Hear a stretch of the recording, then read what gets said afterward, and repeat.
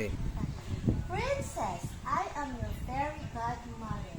Because you are so naughty, I will turn you into a frog.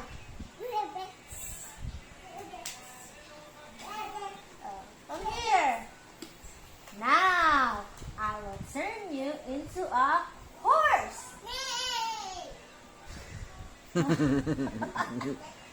Princess, I will turn you into a snake.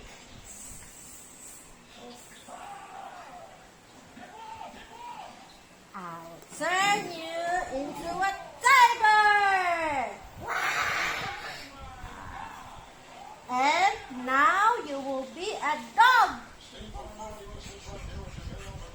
Okay. You will be a cow.